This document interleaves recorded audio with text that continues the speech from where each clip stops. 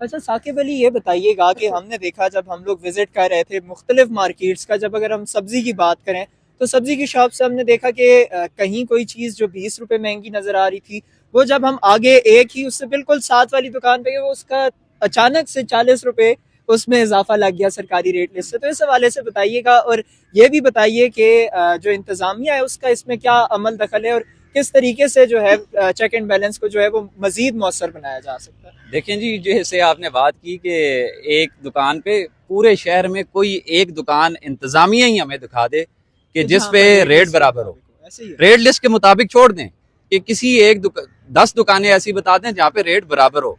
यहाँ पे किसी का रेट बराबर ही नहीं है। तनकीद अब की जा रही है हम पे कि जी ये साफी आए और इन्होंने कल खुफिया रिकॉर्डिंग्स की, ये गैर मुनासिब बात है। ऐसे नहीं होगा। अगर हम ये ना करते तो ये सामने ही ना आती, ये ऑपरेशन होना ही नहीं था। पिछले साल जैसे जफीर भाई ने बात की, पूरे रमजान में किसी को यहाँ पे गोश्त मुयसर ही नहीं आया शहर में, ये एहतजाज में बैठे थे। तो ये इंतजामिया की नेग्लिजेंस है और कुछ भी नहीं है।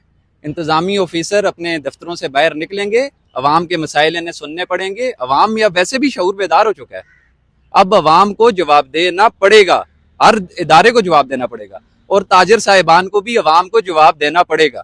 मियारी अशिया भी देनी पड़ेंगी और इन्हें जवाब भी देना पड़ेगा। नहीं तो हम नौजवान साफी मिलकर इस काविश को जारी रखेंगे और आइंदा जो सेगमेंट है हमारे, उसमें हर चीज क्लियर हो जाएगी।